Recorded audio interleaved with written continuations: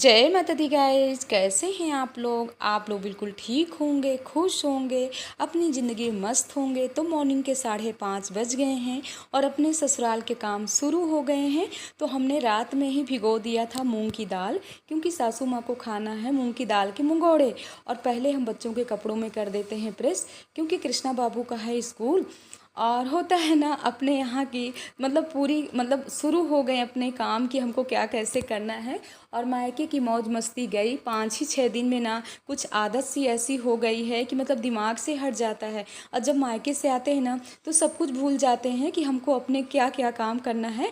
तो हम सोचा करते हैं अगर 15-20 दिन रुक जाए ना तो हमारे लिए और बहुत मुश्किल हो जाए। और थोड़ी बहुत मोटे भी हो करके आ गए हैं, क्योंकि होता है ना सबके साथ जब बैठ करके खाना खाओ तो थोड़ी बहुत अधिक ही हो जाता है। और वहाँ तो ज़्यादा अपने कुछ काम भी नहीं है, तो पहले हम झाड़ू लगा लेते हैं और इसके बाद लगाते हैं बैठ करके पोंछा, क्योंकि हम बैठ के ही पोंछा लगाते हैं। और इसके बाद फिर धुलते हैं मूंग की दाल। तो दाल जब धुलेंगे तो आप लोगों के साथ शेयर करेंगे कि मूंग की दाल हम कैसे धुलते हैं। वैसे बहुत ही ईजी है मूंग की दाल धुलना।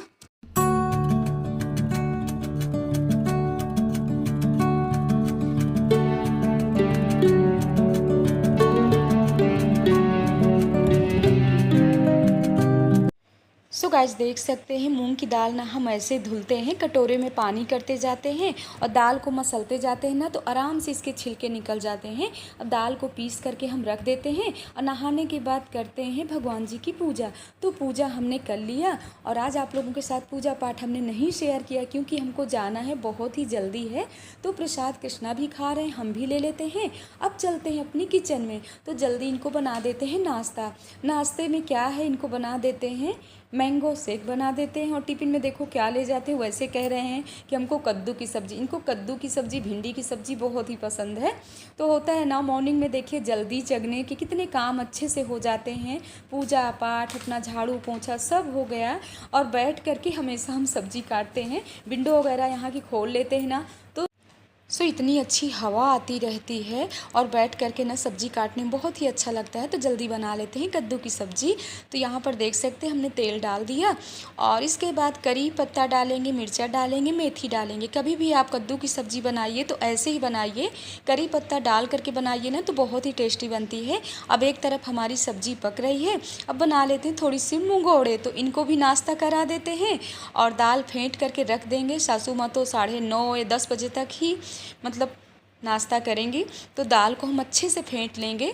जितना ही आप दाल को अच्छे से फेंट लेंगे उतने ही आपके मुंगौड़े फूले फूले बनेंगे और कुरकुरे बनेंगे, बहुत ही टेस्टी बनेंगे।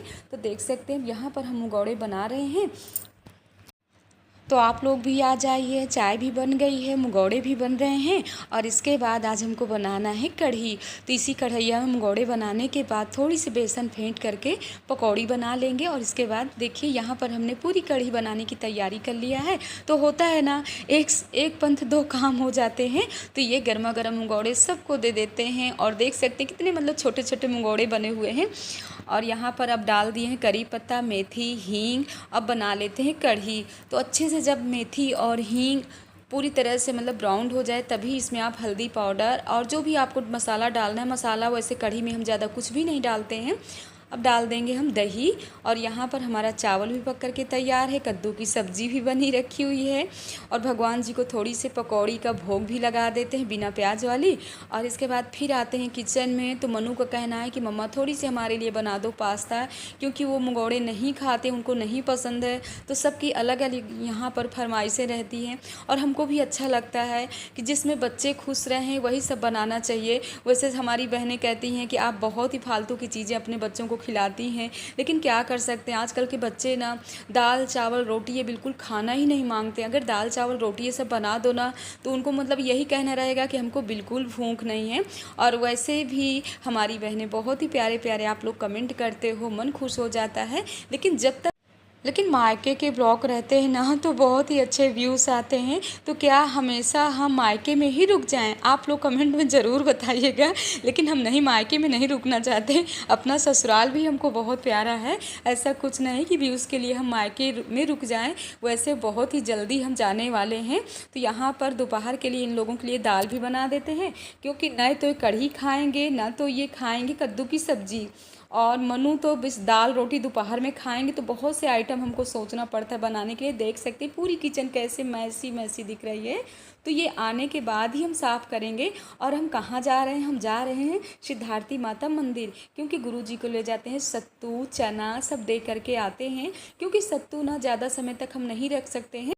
और सत्तू ना ज़्यादा समय तक हम नहीं रख सकते हैं, क्योंकि बारिश का जब समय आ जाता है ना, तो सत्तू में बहुत जल्दी ही कीड़े पड़ जाते हैं। सत्तू है, बेसन है, इसीलिए जो लाइए उसको जल्दी ही यूज कर लीजिए। और सत्तू तो ऐसी चीज़ होती है कि थोड़ी बहुत आप सबको दे दीजिए, क्योंकि अपने गांव का रहता है ना, तो गांव की चीज़ तो बहुत ही अच्छी रहती है। यहाँ तो लोग खरीद करके खाते हैं, हम इकट्ठा ही ले आते हैं 5-6 किलो। वैसे भी हम जिस दिन से आए हैं सभी को थोड़ी थोड़ी दे रहे हैं।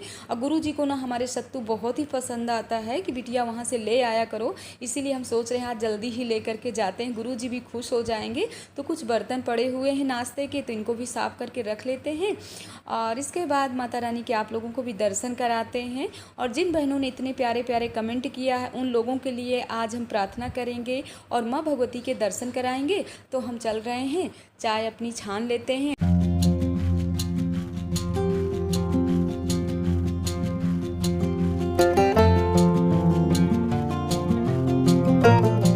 निकालना बाकी है, सब्जी है। और आप लोग भी आ जाइए हमारे साथ, चाय पीजिए। आज हम चाय के साथ ना चना वना कुछ भी नहीं लेंगे।